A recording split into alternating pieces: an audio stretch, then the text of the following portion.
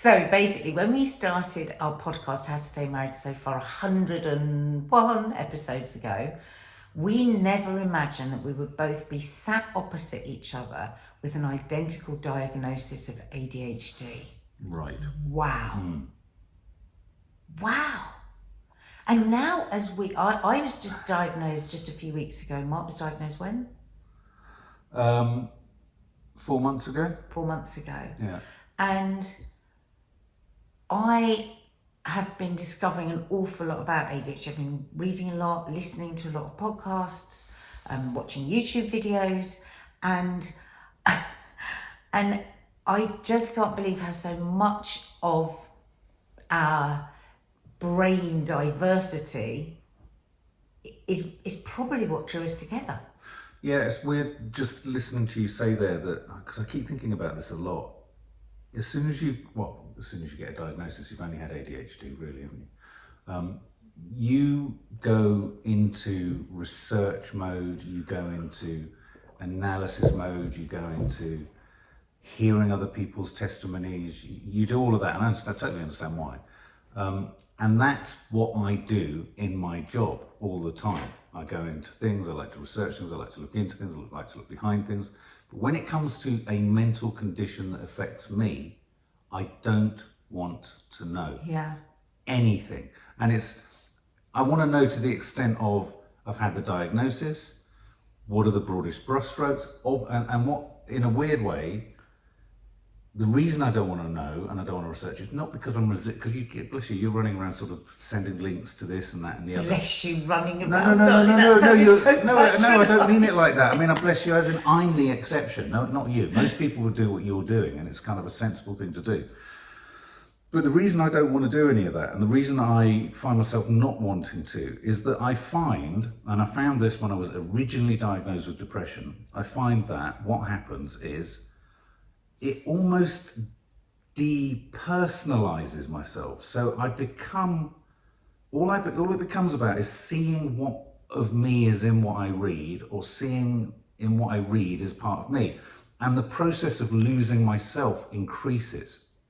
So I become, like that article. Right. Like they say. And I'm like, but that isn't sufficient. Yeah. So it's like, for me, it's enough. And this is about ADHD, it's about all of this. It's almost enough if a psychiatric expert has said it. That's enough, because how it manifests for me, I don't want to lose any more of my individuality to a definition, to a diagnosis, to a trend of behavior, to habits, to symptoms. And it's weird. I mean, I think the two of us are very different like that. Yeah. So when the reason I'm saying this is I haven't actually said it to you in person. It's not that I'm not interested. It's not that I'm not respectful of why you're doing it and all that kind of stuff. But it is part of my survival, is actually not to go into it in macro detail, because it's almost like, and I think part of that is, I don't want to bang on about being an alcoholic. It's like all these things. I don't want to bang on about it to myself, because it's bad enough being it. It's bad enough living it. So to kind of like equip myself even more and have even more ADHD defined or bipolar defined or depression defined understandings of why I do that with my arm, or why I do that with my head, or why I still sit like that, I find it really difficult to deal with. I find it really difficult to deal with. Yeah, and it's different folks, different strokes, isn't it? I mean, the thing is, I was surprisingly, I was shaken up when I got the diagnosis, even though we'd had probably a good year ago. Oh, well, if it's not ADHD, what is it? Oh, everybody knows that's regular on this channel, knows that it takes me 6 weeks to tidy a room, and then I can't tidy a room. It takes me, I'll put something down and lose it 10 times. All those things that literally, it's like a friend of mine who isn't diagnosed yet, but is pretty sure she's got ADHD.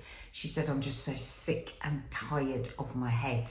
Yeah. She said, my head is driving me crazy. And I think part of why I found it so difficult to accept the diagnosis was because I have such entrenched masking labels that I've given myself over the years. Like, I just routinely will say, oh, you're so stupid. Oh, you're such an idiot. Oh, well, if you just concentrate more. Oh, da-da-da. I've done that all through my life. Like, the standard thing to say about me, and still is within my family, say, oh, she's so dozy.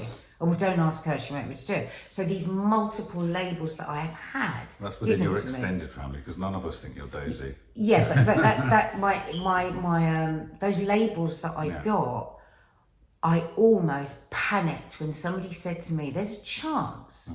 Well, not there's a chance. You can definitely peel those labels off. Yeah. So I rejected the diagnosis. I was like, I haven't got it.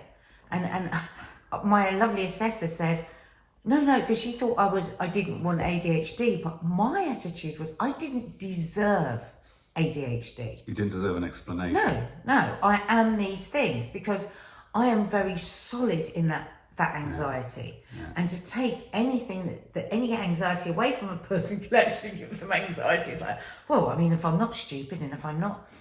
And for me also, the compulsive eating in my life, it's been such a battle to discover that this is simply me trying to get a dopamine hit. It was just, I mean, it's just mind-boggling, the things that I found. But also, if you have an ADHD parent, you have an 80% chance of being ADHD yourself. And our children both have ADHD parents. Doesn't it make you think backwards up there? I mean, we're kind of almost putting the cart before the horse. I mean, in terms of how to stay married and a relationship, I think what's really interesting about everything that's happened between us in terms of ADHD diagnosis is we have huge similarities in some areas, in our sort of symptoms, if you like, or behaviour. And we have massive dissimilarities in other areas. And I think for me, perhaps, I mean, again, going back to that's what I just said, I haven't looked into it too much, but one of the things that I found, in a sense, most captivating or interesting, just to myself in my head, is the extent to which, in my own diagnosis and in my own, and I had it was like an hour and a half's kind of really intense psychiatric assessment by an ADHD expert. As did I. It's very intense. It's very intense. And when you're told you surpass the diagnostic register, and you sort of think, fucking hell, that means you go above it. I don't know. Anyway, and I'm saying, well, but I'm not like a sort of shaking my leg, fidgeting. She said, the ADHD can be happening. You can present physically, still, physically inactive, but in here... Yeah, it's crazy. It's crazy shit. Yeah. And this is why so many people don't ever have the chance of a diagnosis, because unless you're running up and down the walls like a naughty schoolboy, people assume you haven't got ADHD. And people have got very strong ideas about what ADHD is. And that's why I really want the information, because I want to know when somebody says to me, you haven't got ADHD, because people do. Because they've just got a really strict... Don't get me wrong, I'm not saying it's right about me and the information. I'm saying it's just what you do. No, I think it's, for me, it's a crucial part at the moment of my survival. Well, one of the links that I sent you yesterday, I keep sending you links, was about ADHD in couples, in marriage. And the thing is, there are have a read of that one. There are no two ADHD. Yeah. It is, every single person is different. So some people might really struggle with timekeeping. Both of us are always on time, because actually we've learnt to be very, very particular about time. Yeah. We'll get there early. We look at our watch 10 times before we go out. Yeah. A neurotypical brain would go, I'm leaving at 8, and then they would get on with things and they'd more or less know when it's 5 to 8 and they'd leave. But why, and I'm trying to keep this a bit more, I suppose, to marriage, because I am on our YouTube channel doing an individual sort of diary where I'm going through what's happening for me. But regarding our marriage, it has been really phenomenal finding out more about you through my investigations into ADHD and the way that it impacts on us. Right. No, but it's given me so much more sympathy and empathy to you. I think I have huge sympathy and empathy to you. Massive. But... Don't need any more. There are certain things about you that I have found very, very difficult and to not get really angry about.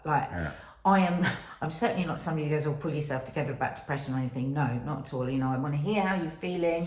I want to know. I want to, and regular listeners know this. But this sensitivity dysphoria, which is a part of the ADHD for some people, is just a horrendous thing to live with. And in fact, I was interviewing Could you explain what that is? Yeah, I was interviewing a woman the other day for Loose Women who has it, and it's basically part of your brain. It's extreme sensitivity. So something that somebody else might be able to dismiss very easily, somebody with this. And listen, I'm no expert. I'm only just finding out about this stuff. No. We're only sharing our own experience, not giving advice. This dysphoria means that things are taken very deeply. I mean, suffice to say, you can look it up yourselves, guys. And that, just sort of talking more broadly about it, has given me a real insight into something about you that has still been a big problem in our marriage, because I want to just go, for God's sake, can't you just let that thing go? And there's been a few times since I've been making these discoveries about ADHD where I've gone to that, when something you might have said or done, and I've gone to that place of like, oh, just so frustrated. And I've just gone, no, actually, shh, let the pressure out. This is just something different that's going on for him. And I've let go of it. And it's fascinating to me. And also, I see this same thing in one of our kids, and I now have an understanding of that, whereas before I didn't. So is this easily taking offence and all that kind of stuff, and sort of spending out too much time worrying what people think and changing your behaviour and making choices and decisions because you're worried around rejection, around... Yeah. I mean, one thing I do know, which I thought was really odd, I mean, one of the aspects that's different, just in case guys don't know, to me and Nadia, is obviously my psychiatry and medication is trying to unknit or unravel or clarify where the bipolar is, where the ADHD is. And that's why, in a weird way, I'm slightly behind Nadia in my medication, because they're having to go quite sensitively due to this potential serotonin spike thing that can happen, which when she described, well, it's not only a bit scary, but if there's a way to go, it's the way to go. Sort of die of complete and utter elation. But anyway, so they've got to monitor all of that. But one of the things that I found interesting about this was, I've read somewhere, maybe you can correct me if I'm wrong, that ADHD can happen as a result of trauma as a child. I mean, I thought it was something you were born with, but is it something that I think 80% of it is genetic. Yeah, that's what I've read over. But is it maybe unlocked or unleashed or aggravated perhaps by trauma? Because, like you say, if it's a genetically if our kids are more inclined towards it, then that means it's endemic within you. The very. I mean, why I would like you to know more about it is because it's not about making excuses, but to have some other reasons. Like 2/3 of people between 16 and 25 with ADHD will go to addictive behaviours, whether that be food, gambling, sex, drugs, alcohol, right? Again, this is just my bit of research. This isn't coming from a professional. And, you know, again, that made me just look at you and go, Jesus Christ. You know, you've got bipolar, you had a chaotic childhood, got ADHD off the diagnostic scale. So it just makes me a bit emotional. Because I think about the young person that you are, and I think what a gargantuan task it is for you to stay sober and for you to, you know, get through each day. And my heart is very open to you, but my heart is even more open to you as I find out about the extra challenges. And also, I'm opening my heart to myself and my own addictive behaviours that I had, and the self-loathing that I've had.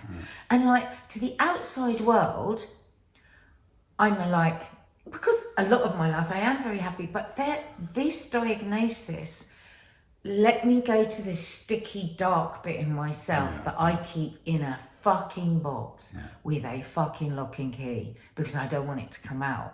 And so,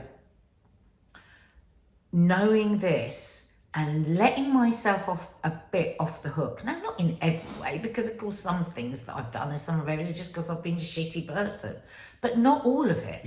Not all of it. And that's, I mean, I'm getting a sore throat as I'm speaking, just from the locked emotion that I've had for years. It's weird, isn't it? Well, let me just say, I mean, followers of the channel, listeners to the podcast, you'll know, I mean, Nadia is a carer. She is of people. She's an empath. You're interested, you know, it's telling that when you were younger, you wanted to be a nurse. And in many regards, you are the absolute anchor and mainstay of love and support within our family. You are a constant and all that kind of stuff. But what comes with that is an enormous pressure. And what comes with that is an enormous cost to you, because you are those things, you want to be those things, and I have huge guilt about this. And you're being those things whilst having had your own confused and unaware battle with your own ADHD. And I think when I saw and heard how upset you got at the diagnosis, and obviously I wasn't with you at that point, it really, I wasn't surprised. I was obviously concerned, but the reason I understood was because it was not entirely dissimilar to a lot of the stuff I'd gone through with the depression, bipolar, you know, manic depression I was diagnosed with fucking years ago when I was in rehab. You know, and I thought, you know, I had so much compassion for you, because for you of all people, I mean, it's de rigueur for me to be told I've got another fucking condition. And you look at your child and you go, oh, well, what a surprise, add it to the fucking list, you know. But for you, this will have been an enormous shock to your system, because everything about your personality, which is entrenched, and it does matter that you are Nadia Sawalha off the telly, because there is a public persona of you, there's a private persona of you. I always say, when people sort of realise who I'm married to, I always say, you know, what you see on television pretty much is what you get in private life. Obviously not entirely. But I said, you know, she is what you see. She is this very larger than life character. She's incredibly interesting. And she is ditzy. She is messy. She is chaotic. She does drink too much, or did drink too much, and all this kind of stuff.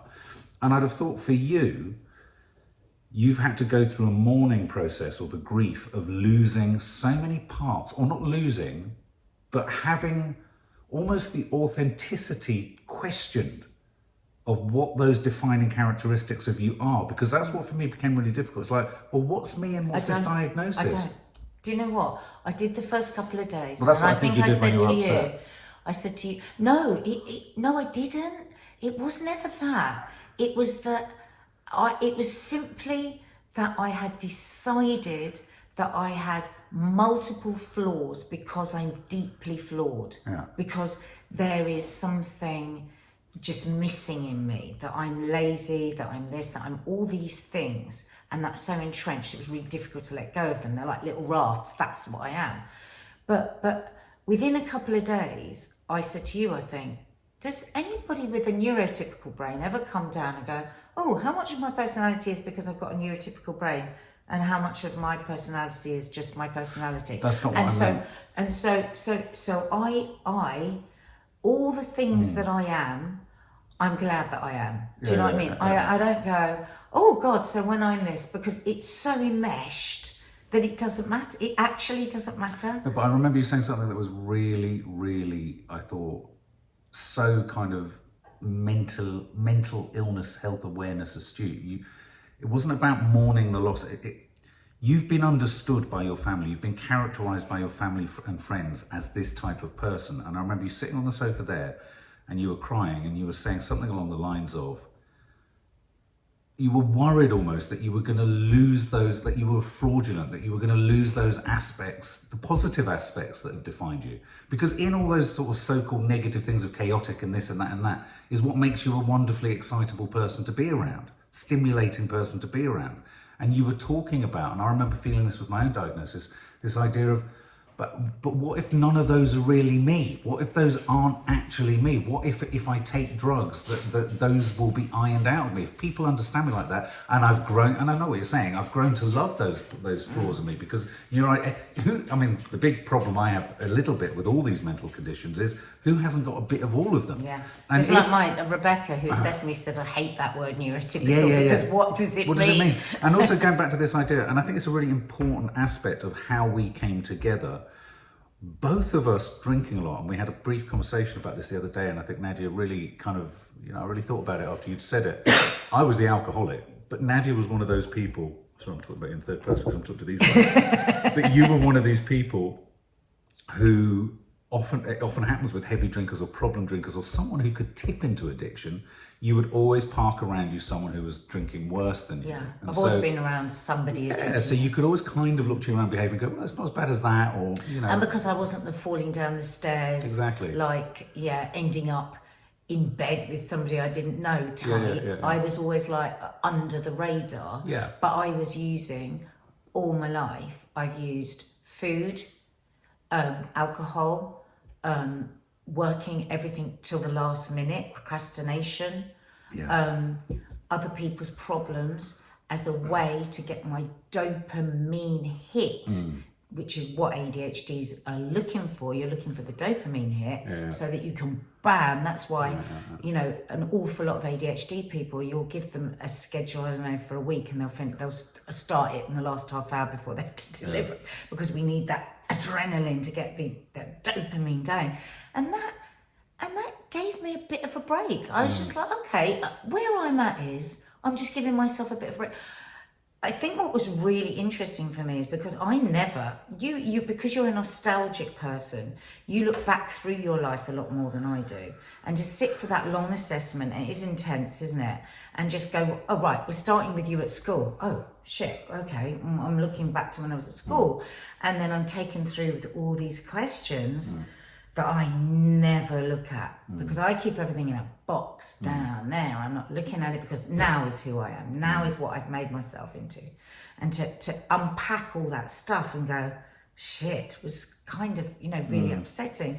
And again, my assessor, she was so lovely. She said to me when I was upset, she said, if you think about it, she goes, you are not lazy, because I've got this thing, because I've always been given this label that I'm lazy, because I can't finish tidying the room and there's piles of stuff everywhere and all of this. And she said, if you think about it, you've actually worked 10 times harder than anybody that you're working with that doesn't have ADHD, because there's so many things that you're overcoming with ADHD. Going back to what we were talking at the beginning here, that's why I wanted to find out more. And she was saying things like that to me. I was like, it's double Dutch. What does she mean? What does she mean? And I'm a great believer in giving yourself a break. I will say it to other people, but I actually never give myself a break. There's a little bit to like the that. outside world, I give myself, but inside I'm constantly going, you're this, you're that, you're this, you're that. I like a way of describing it, because that's a little bit analogous to. Do you remember when you ran the marathon and it took you like 6 hours, and it took me 6.5. It took me 4, and I came out and I said, well, actually, you've run for longer. I was and depressed. further. I was the only person but to ever run finish for longer than me. Yeah. And I was trying to make the point that you've actually done something much more difficult. It was amazing when you said that to me, because Mark was really high and I got to the end, and as a person who'd never run before, and I completed the marathon. Yeah. But I went home and I was far more depressed than anyone knew. It took me 6.5 hours. God, what are you like? Just like, why couldn't you have just committed more? You know, it's a good example, actually. And it was good. You said, yeah, but I couldn't have run for 6.5 hours. You need a medal just for being able to run. I couldn't have done 6.5 hours. So that was the kind of thing that she was saying. You're not late, Nadia, because you think about the time loads and loads. So you don't know that somebody else that doesn't have ADHD will just go, oh, the time. But sometimes it's interesting that, so one of the other aspects, keep tugging it back to the relationship thing. I mean, it's been a curious time, and I feel it's been kind of nice for me to step back a bit into a private place with some of my emotions, because I can see that you're going through. I see pennies dropping for you around, and for the kids, coming to terms with your mental health, essentially, or neurodiversity, or whatever you want to call it. And it's weird because I'm being reminded of when I went through those similar kind of penny drop moments for myself, or not even penny dropping, because actually virtually nothing is any clearer to me. I feel more confused now than I did then. But little realizations or little epiphanies or little notices of you know, being on meds or whatever, that, you know, this changes or that changes, or, you know, being, you know, how you approach things. You look at, you relive things in a different way because you have consciousness. And I think perhaps the newness of it all is why you're digging into it deeply. You see, for me... But also because of our kids. I think the reason I'm digging so much more deeply, and both of our children are going to be assessed now, is I see the chaos that we've had and the chaos that brought us together. And probably we wouldn't change much. But if we can help them avert some of the chaos and some of this self-loathing and some of the stuff that we've gone through, that's phenomenal to have that knowledge. I agree, and look, I'm 100% on board with the whole project in that. But don't you find yourself ever asking yourself this, which for me is one of the big kind of conundrums with the whole mental health thing? Yes, so much of how we got to where we got to was chaotic and this, and there was unhappiness and distress and addiction and all of that kind of stuff. But also within it was extraordinary creativity, intense relationships, huge experiences, compulsive, yes, in a negative way, but compulsive behavior isn't always bad. No. And so it's really hard, isn't it? Because we always want the best for our children, but you don't want to iron out the natural, if you like, experiences of life. You don't want to get to a point where your child is so perfectly honed. No, I know it can't work like that, but I suppose that's your fear. But that's my fear, and also, I mean, I think there's room for a completely different discussion, because for me there are huge connections between ADHD specifically as opposed to bipolar, because bipolar is a totally disabling pit of just despair when you're down and non-productive, in a sense, noise and energy when you're up. It's very hard to harness the mania that comes with, or the hypermanic that comes with bipolar ups. It's very hard to harness that actually into anything constructive creatively, whereas I do think ADHD does allow constructive creativity, and I think talking to those experts, there's a huge connection between creativity and... But it giveth and it taketh away. That's the thing with ADHD. You can have that extreme creativity and then all kinds of other behaviours, procrastination, extreme, sensitivity. But it's why so many creatives are also alcoholics and addicts, because it's the same. You're using two different things to try and numb yourself and silence yourself. And I think that's something that's interesting, how we've both... Because in terms of our marriage, how come we haven't absolutely... We're Scorpios and we've both got ADHD. I mean, it's a recipe made in hell. Yeah, I mean, my assessor again said that often ADHD people are drawn to each other, just subconsciously drawn to each other. Like, people have said so much over this, God, how do you stand the mess? Whereas we kind of don't see it in the way that somebody that doesn't have ADHD. And also our creativity. If you think about our lives, like one of the things is like really struggling with authority. We both struggle massively with authority. We cannot be told. You say it of me, but you are just as bad. You cannot be told anything. So we hate having a boss. And I mean, I make it very clear to any bosses I have, if you ever talk to me like you're my boss and tell me off, I'm going to leave. Because I know that that's what I do. It's what I've always done. I'm out of here. But and what we have done is, subconsciously, we've created... Made ourselves our own bosses. Our bosses, our life is like... And we are extremely creative together. We have we procrastinate, and then we have high energy and we get stuff done. But there is a middle road, I think, and this isn't for this podcast, but you can... I'm going to be talking about it in detail, the medication journey. And I have started medication, and I've got a lot to say about that. But what I would say is that has given me enormous hope. It doesn't wipe you out. It doesn't wipe the person out like some mental health medications can, that I've heard of anyway. But that's for another I feel like we've only kind of scratched the surface. We haven't even really talked about the behaviour of each other. Maybe we need to talk about it again at a later date. It's just part one. Yeah, well, there you go. ADHD part one. I mean, it's interesting, isn't it? Because ADHD, if I think of, say, something that I'm very proud of at the moment, which is, say, my film and the long list for the Oscars, if I look at the genesis of that film and how I went about it and the chaos of losing it was such an ADHD... Chaos of losing? You didn't say losing the edit. Yeah. On the cloud, and the chaos. There was ADHD chaos all around that film, all around it, all the time. But then the net result is such a glorious one, and you wonder, would the net result have happened without the ADHD chaos? Well, that's why I'm not going back in my life and going, oh, what if I'd done that? Because I think that's the road to madness.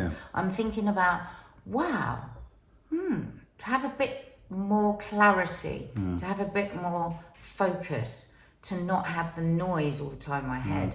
What could that be like? But we'll do part two. I think we need to talk about living with someone with ADHD, because I've seen changes in your behaviour, and there are parts of your behaviour that I know really upset you. That's what we haven't talked about, is like before you got diagnosed, all those aspects of your behaviour that Exhausting. I could see stressed you and distressed you. Where is the bloody thing? Yeah. Can't find any. Yeah. Anyway, Exhausting. But we will do part 2. We want to keep these short because we're aware if you have ADHD, get bored easily. in fact, what you might want to do is watch this and play it on double speed. Also, up on our channel, on our YouTube channel, in case you're listening to this just on podcast, I am doing a series of films where I talk about the assessment and the aftermath and medication and all of that. So, yeah. There you go.